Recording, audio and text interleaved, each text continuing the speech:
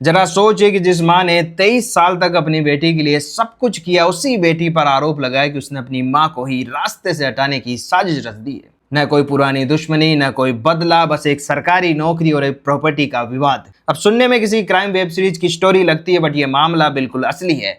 Story शुरू होती है करीब 1 साल पहले, जब आयुषी शर्मा के पिता, जो जयपुर कोर्ट में क्लर्क थे, उनका निधन हो जाता है। अब रूल्स के मुताबिक ऐसी सिचुएशन में परिवार के एक सदस्य को कंपनसेट करते हुए एक सरकारी नौकरी मिल सकती है, और यही नौकरी उनकी पत्नी नीरज शर्मा को मिल गई। यहाँ तक दिखने को तो सब कुछ नॉर्मल था, पर यह फैसला आयुषी को बिल्कुल पसंद नहीं आया।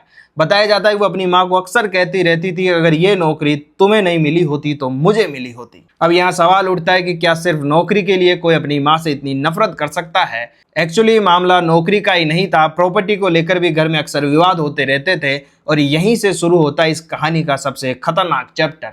आरोप है कि आयुषी ने अपने अंकल और कजिन के साथ मिलकर एक प्लान बनाया, और प्लान साफ था कि अपनी ही मां को रास्ते से साफ करना है। इसके लिए करीब 7 लाख रुपए की डील तय हुई, और फिर आया 3 जुलाई का वो दिन। एक महिंद्रा एसयूवी आती है और कुछ ही सेकंड में सब कुछ साफ कर जाती है। पहली नजर में एक साधारण सा एक्सीडेंट लगा। आयुषी ने भी सबको यही बताया कि उसकी मां की मौत एक सड़क हादसे में हुई है। केस शायद यहीं खत्म हो जाता, पर एक परफेक्ट प्लान में भी एक छोटी सी गलती रह जाती है। ये छोटी सी गलती ये थी कि उसके भाई को उसके बिहेवियर पर शक होना शुरू हो गया।